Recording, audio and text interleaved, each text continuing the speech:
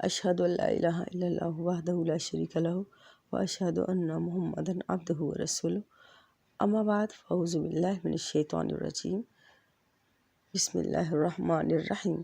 سب سے بہتر بات کس انسان کی ہے؟ اس کا جواب اور اس کی تفصیل قرآن پاک میں دیکھتے ہیں۔ خواتین حضرات، آج میں نے اپنے بیان کے لیے جس آیت کا انتخاب کیا ہے، اس آیت میں اللہ تعالیٰ نے قیامت تک آنے والے لوگوں کو بتایا ہے کہ اس انسان کی بات سب سے بہتر ہے جو اللہ تعالیٰ کی طرف بلائے۔ خواتین حضرات، آئیں قرآن پاک کی طرف چلتے ہیں اور قرآن پاک میں یہ آیت دیکھتے ہیں۔ سورہ حامیم السجدہ آیت 33 پارہ نمبر 24۔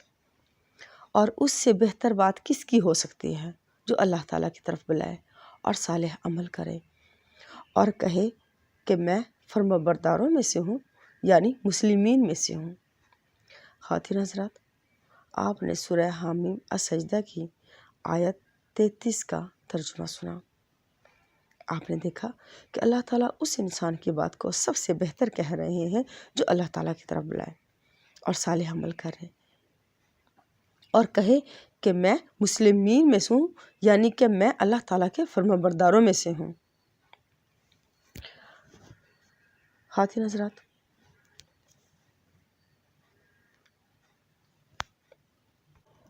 میں نے اپنی ویب سائٹ www.whatisquranpak.com کے ذریعے آپ کو اللہ تعالیٰ کی طرف بلایا ہے اور اپنے 3 چینل کے ذریعے بھی اللہ تعالیٰ کی طرف بلایا ہے۔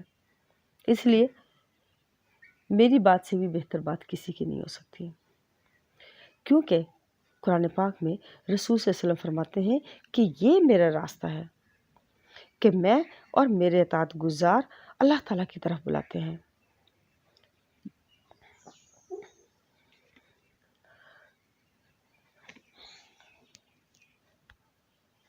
خواتین حضرات، آئیں یہ آیت قرآن پاک میں دیکھتے ہیں۔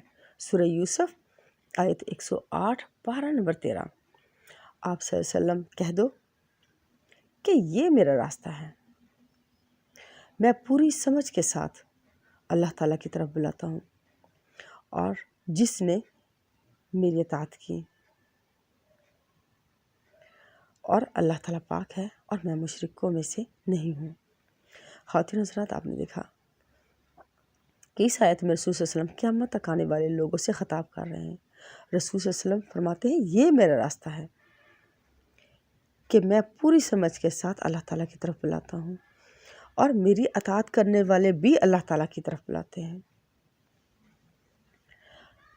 خواتین حضرات، اللہ تعالیٰ کے ساتھ کسی اور طرف بلانے والے انسان مشرک ہوتا ہے۔ رسول صلی اللہ علیہ وسلم فرماتے ہیں کہ اللہ تعالیٰ پاک ہے، یعنی اس کا کوئی شریک نہیں ہے، اور میں مشرکوں میں سے نہیں ہوں۔ خواتین حضرات، اب جو لوگ رسول صلی اللہ علیہ وسلم کی اطاعت کرنے والے ہوں گے وہ ایک رب کی طرف بلانے والے ہوں گے۔ اب جو انسان فرقوں کے بجائے قرآن پاک کی طرف بلانے والا ہوگا وہ رسول صلی اللہ علیہ وسلم کی اطاعت کرنے والا ہوگا۔ خواتین حضرات، آپ نے دیکھا کہ رسول صلی اللہ علیہ وسلم اللہ تعالیٰ کی طرف بلانے والے ہیں، اور ان کے اطاعت گزار بھی اللہ تعالیٰ کی طرف بلانے والے ہیں۔ خواتین حضرات، اگر ہم رسول صلی اللہ علیہ وسلم کی اطاعت کرنے والے ہیں تو ہم بھی ایک اللہ تعالیٰ کی طرف بلانے والے ہوں گے۔ یہ رسول صلی اللہ علیہ وسلم کی اطاعت ہے۔ خواتین حضرات، آئیں اللہ تعالیٰ سے دعا کرتے ہیں کہ اللہ تعالیٰ ہمارا شمار ان لوگوں میں کرے جو اللہ تعالیٰ کی طرف بلانے والے ہوں، تاکہ ہماری بات سے اچھی بات بھی کسی کی نہ ہو۔ آمین یا رب العالمین۔